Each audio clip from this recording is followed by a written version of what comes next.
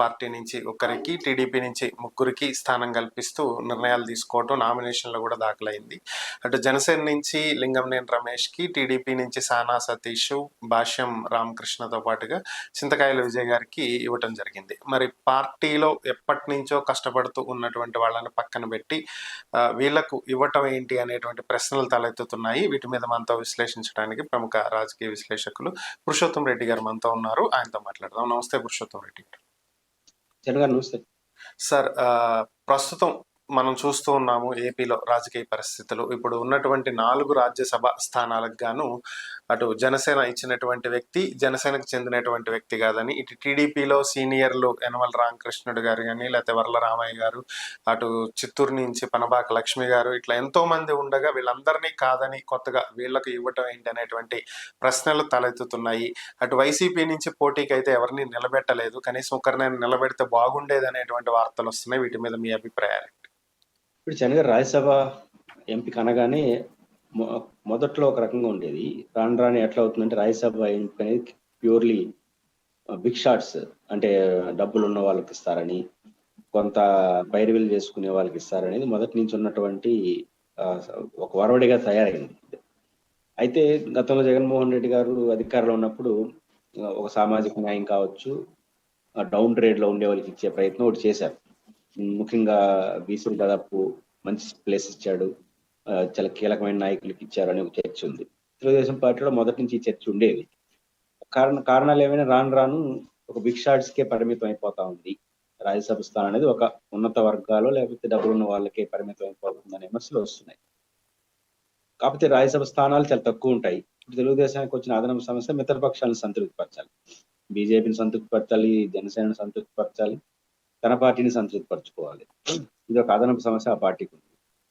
2, మీరు ప్రస్తావించినట్టు ఇటు వైఎస్ఆర్ కాంగ్రెస్ పార్టీ పోటీ చేస్తే బాగుంటుందని అనొచ్చు, కానీ ఎప్పుడు అనొచ్చు అంటే వాళ్ళు ఏమైనా చీరలు వచ్చి ఇట్లా ఓట్లేసి దాన్ని పనికొస్తాయా, ప్రెజర్ కోసం పనికొస్తాయని తప్ప, ఉన్నది 11 కదా, 40 పైచిలకు కావాలి.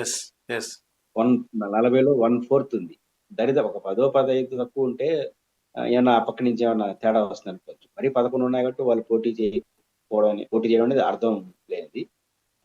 కానీ పోటీ చేసే హక్కు వాళ్ళకు ఉండొచ్చు, కానీ పోటీ చేయాల్సిన అవసరం పరిస్థితులు లేవు. కాబట్టి వైసీపీ పోటీ చేయకపోవడాన్ని పెద్ద వేరే అర్థం తీసుకోవాల్సిన అవసరం లేదు. అన్ని ఏకగ్రీవాలు అవుతాయి.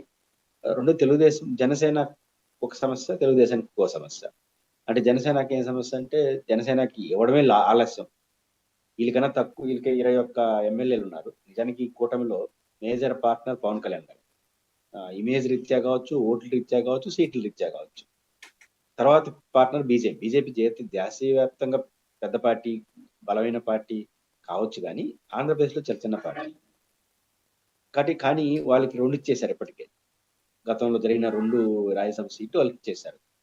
ముందే 2 ఇచ్చారు. ఆ రకంగా బీజేపీకి ఈ ముందే 2 ఇవ్వడం వల్ల జనసేన కొంత అసంతృప్తికి గురే అవకాశం. బీజేపీకి ఇచ్చినది కాదు, మాకు ఇవ్వలేదు అంటే మీరు సెకండ్ బిగ్గెస్ట్ పార్ట్నర్ గా 8 ఎమ్మెల్యే సీట్లున్న బీజేపీకి 2 ఇచ్చి 2 దఫాలుగా, జనసేన 21 ఉన్న 1 అడిగిపోతే దాని కూడా సోదరుడు నాగబాబు గారికి ఎమ్మెల్సీ ఇచ్చి మంత్రి పదవి ఇస్తారని 1 year 1.5 year అయిపోతాం. ఇవన్నీ కొంత పనిచేస్తున్నాయి జనసేన పైన. అదనంగా ఇప్పుడు వచ్చిన కొత్త సమస్య ఏంది, అసలు ఆయన జనసేన మనిషి అనేది.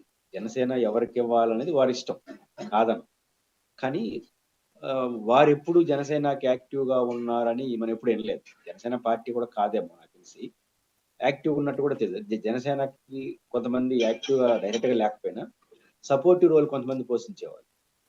ఎంతమంది అంటే రాజకీయంగా కావచ్చు, ఆర్థికంగా కావచ్చు, నైతికంగా కావచ్చు. ఈ పాత్ర కూడా గతంలో ఆయన పోషిస్తున్నట్టుగా ఎవరికేం సమాచారం లేదు. అంతర్గతంగా ఏమైనా ఉందో మనకు తెలియదు. కానీ ఎంతో కొంత తెలుగుదేశం పార్టీకి ఆయన సపోర్ట్ గా ఉన్నాడు. ఇప్పుడు ఆయన ఉన్న గెస్ట్ హౌస్ కూడా ప్రభుత్వమే తీసుకొని చంద్రబాబు నాయుడు గారు అక్కడ ఉన్నారు ఒక విమర్శ ఉంది కదా. తెలుగుదేశంతో అసోసియేషన్ గా ఎంత ఉన్నారో మనకు తెలియదు. అసోసియేట్ గా ఉన్నట్టుగా వార్తలు అయితే విన్నాం, కానీ వీళ్ళతో అసోసియేట్ గా అంటే ఎప్పుడు వెళ్ళలేదు. ఇక్కడ నెంబర్ 1 డైరెక్ట్ పార్టీ కాదు, యాక్టివ్ లీడర్ కాదు. 3వది వారితో అసోసియేట్ అయినట్టుగా వార్తలు విన్నాం, కానీ వీరితో అసోసియేట్ అయినట్టుగా ఎప్పుడూ లేదు. అలాంటి వాళ్ళకి ఇచ్చారంటే జనసేనకి ఇచ్చినట్టే ఇచ్చి వాళ్ళకి ఇప్పించుకున్నారనే భావన అయితే జనసేన కార్యకర్తలో ఉంది. ఎందుకంటే మనకి ఇదేనా పరిస్థితి. అంతెందుకు 21 అసెంబ్లీ సీట్లు గెలిచారు కదా, అందులో వారు బుద్ధప్రసాద్ గారు చాలా పెద్ద మనిషి ఆయన.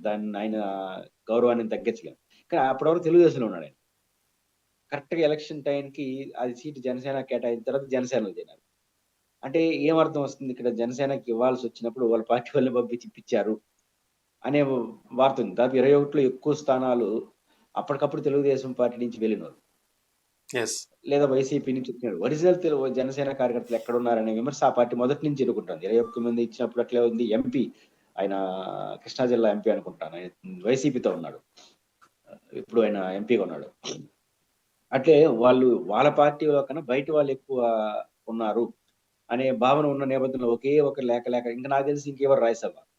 ఇంక 2 ఏళ్లకు వస్తుంది. 26 అంటే 27, 28 ఎలక్షన్‌కి ముందు. అప్పుడు కలిసి జనసేనకి ఇచ్చే ప్రసక్తి లేదు. ఏకైక రాజ్యసభ ఇస్తే అది కాస్త వాళ్ళకిచ్చారు అనే భావన జనసేనలో అసంతృప్తికైతే కారణం. మామూలుగా ఒక రాజ్యసభ సీట్ ఇచ్చినందుకు సంతృప్తి వ్యక్తం కాలేదు. ఎందుకంటే ఈసారైనా మన నాయకుడు మన పవన్ కళ్యాణ్ గారు సాధించాడు అని వస్తుందా అనే ఆశ కలిపినోళ్ళు రాకుండా ఉండే అసంతృప్తిని వచ్చే అసంతృప్తి ఎక్కువైపోయింది. ఇప్పుడు ఓకే. జనసేనలో కేడర్‌ల పరిస్థితి ఏందంటే రాకుండా ఉండే అసంతృప్తి వచ్చే అసంతృప్తి ఎక్కువైంది. దీని బదులు రాకుండా ఉంటే పోయింది కదా! కనీసం రాలేదనే బాధన ఉండేదని. కాబట్టి వారు స్థాయి నాకు తక్కువ అని కాదు గానీ, వారి నేపథ్యం అనేది జనసేనకి ఎక్కడ కనపడట్లేదు. ఇది ఓకే. జనసేన ఎదుర్కొంటున్న సమస్య.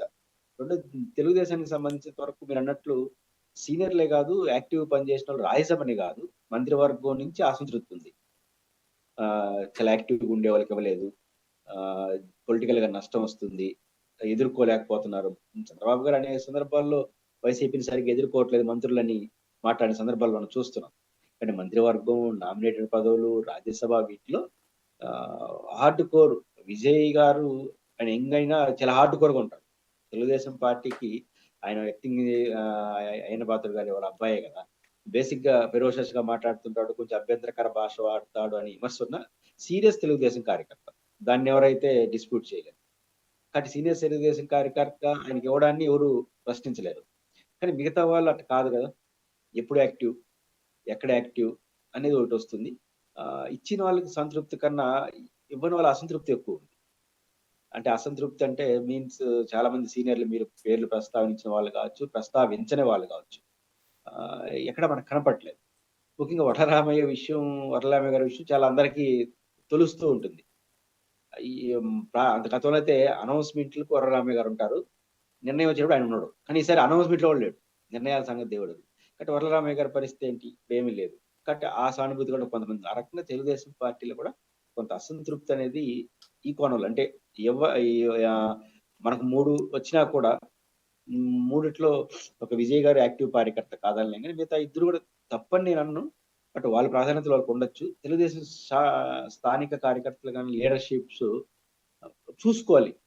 ఎప్పుడు కూడా చరణ్ గారు 3 వచ్చినాయనుకోండి 30 మంది ఆశావాహులుంటారు. యెస్.